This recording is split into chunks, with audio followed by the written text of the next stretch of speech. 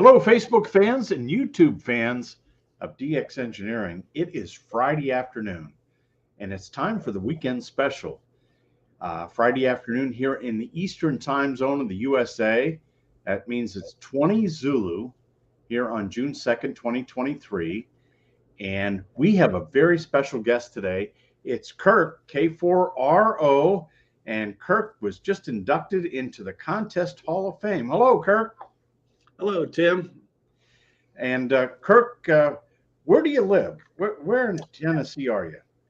I'm about 20 miles due west of Nashville, just straight out I-40 west, a little bedroom community called Pegram, P-E-G-R-A-M.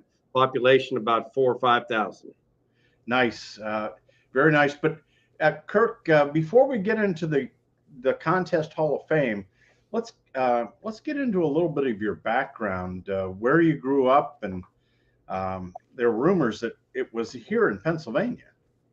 It was indeed. I was born and raised right there in Pittsburgh, Pennsylvania.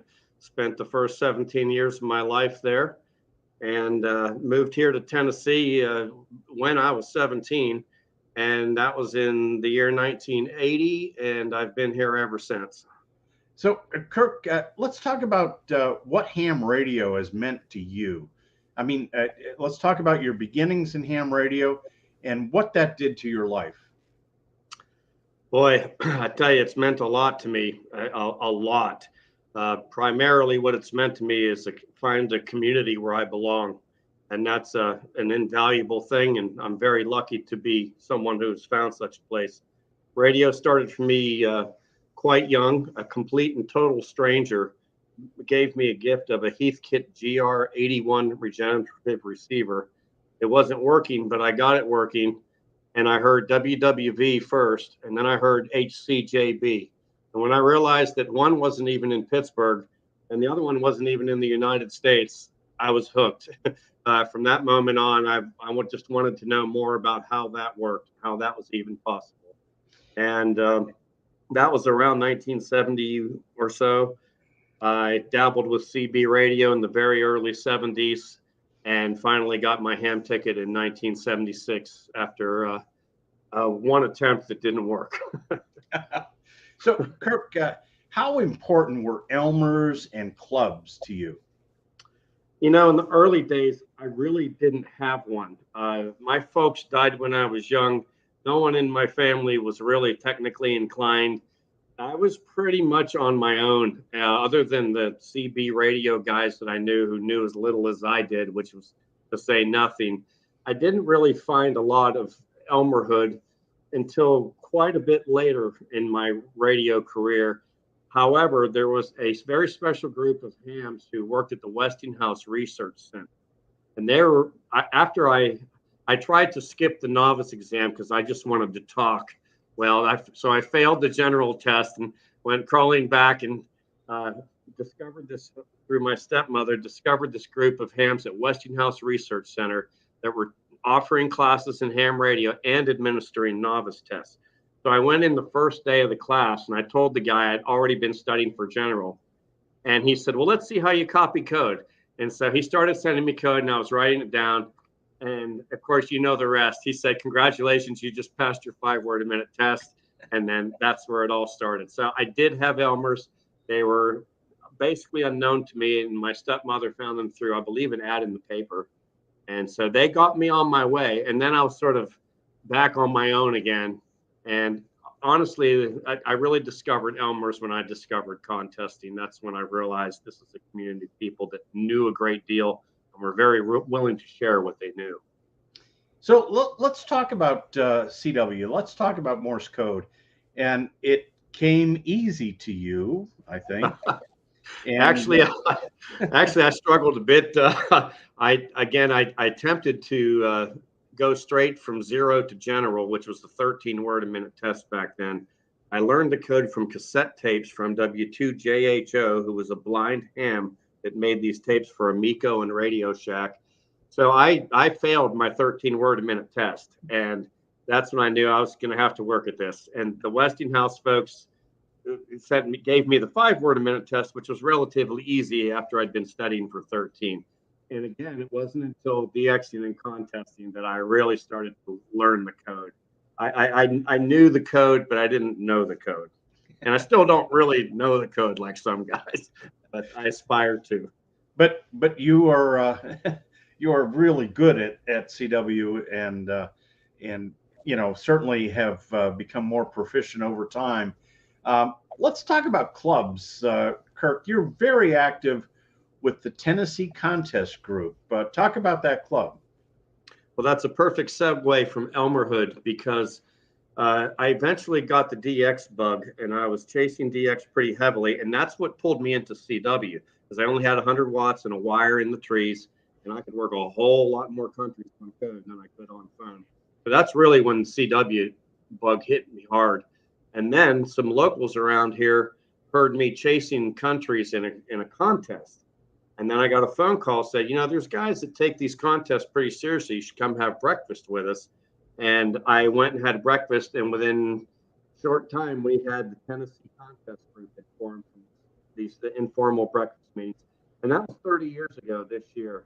And from those clubs, I began to meet the most amazing community of the contesters and realized just how much I didn't know and just how much I could learn from these folks. And that's when Elmarine really started to take off in my particular life. There were probably resources available. I just didn't know where to find them when I was younger. So, and then as you move through your ham radio life, you become editor of the National Contest Journal. Another turn I would have never seen coming. I had spent a lot of time in the Tennessee Contest Group trying to help new folks. I have somewhat of a knack for explaining things fairly simply. And so after doing that for a while to some of the TCG guys, the current editor of NCJ said, would you mind writing a column for NCJ for newcomers? So I wrote that column for 4 or 5 years. It was called Contesting 101. And all those articles are now available for free on the K4TCG.org webpage.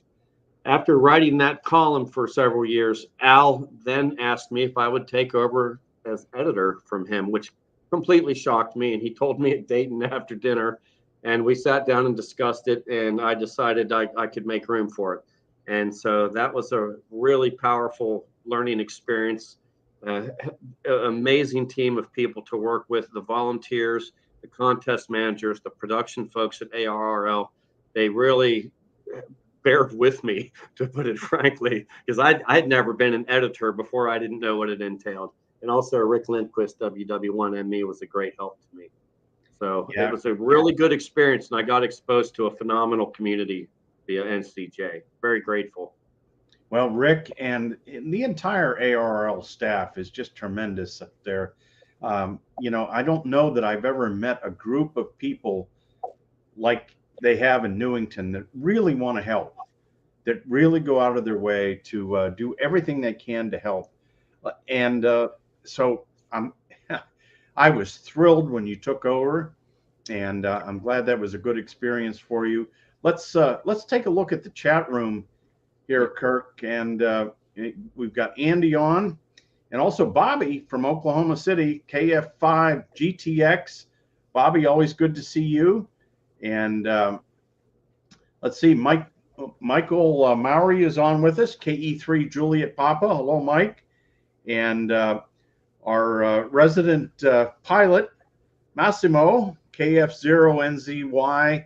Of course, he's a fan of Fonzie, Kirk. That's what the KF0NZY is. And we've got W6 Bravo Juliet Radio is on from Oregon. And Andy's call, of course, is 2 Echo 0 Radio Echo Echo. And look here, Kirk, it's Dave. November 2, November Lima says, hi, guys. Hi, guy. We got Buzz is on with us. Whiskey Alpha 5 Alpha Mike. And, of course, we're 5-9 plus to Jeff. KB8 Zulu Whiskey Tango, a member of the DX Engineering sales team. Always great to have you on, Jeff. And another hi, guys, from Bill, W2 Radio Quebec. Oh, And rocking. Hi, Bill. he's rocking in New Jersey. Uh, let's see here. We've got Ray Higgins is on W2 Radio Echo. Tim, keep sending those DXE shipments today and tomorrow. We received DXE material for a new W1 site in development. Without DX engineering great service, building these stations would not be possible. So, Ray, we congratulate you on your diligence. Kirk, can you imagine building station after station after station? You know, Tim, your station alone completely boggles my mind. What Ray and Crossy and those folks are doing in Maine is beyond my comprehension, well above my pay grade, as they say. Well, Ray and Lee and Rock, the whole team at Remote Ham Radio, congratulations to all of you. And let's see here, we've got Lonnie on. Nice to see Kirk live. Have had the pleasure to work him several times in various contests. This is Lonnie, Kilo 4 Kilo Zulu. So a K4RO fan. And John, Kilo Bravo 3 Hotel. Congratulations, Kirk. Best of health and happiness in DX. Thank you, John. Tim puts on the K4TCG link to the Tennessee contest group. And we've got Rich on. November 8 Uniform X-Ray. That might be a friend of yours too, Kirk. Hello, Kentucky. And Kevin, good morning from Zulu Lima 1 Mike Hotel Sierra. And it's Saturday morning. Great content. Have a great weekend. And from Belfast in Ireland, Northern Ireland, Mike India 0 Tango Juliet Mike. And nice to have you on, Thomas. And Steve, November 2 Alpha Juliet. Steve, it was great to see you at Dayton. And Kirk, Steve was a great pilot for the 3Y0J guys. Yes, he was. And thank you for my very last one. I worked you guys on 17 Long Path, and that was the last country I needed to complete the bingo card. Thank you. And Bob, the Traveler, who's WD8NVN, he's on his way to the Dayton Amateur Radio Association club meeting tonight. Elections for officers are tonight. And Amy is on. Congratulations, Kirk, on the Hall of Fame from NA. Hi, Amy. Thanks for taking such good care of us up there, Tim's. And John, Whiskey Golf 8 Hotel. And greetings from Namibia, Victor 51 Yankee Juliet. All right, thanks for the DX here, Kirk. Let's see, we've got Fox Golf 5 Golf Papa from Guadalupe. And Alan, nice to have you on. And another John, multiplier. Yeah, that's a good malt. Whiskey Golf 8 Hotel. And Harry, hi guys, from Alpha Charlie 3 Echo Kilo in Maryland. I'm working my new Hustler 6 BTV and LDG tuner from DX Engineering. You guys are great. And it's attached to my IC7300. And we also have Mike 0 Delta Sierra Kilo checking in. So all around the world.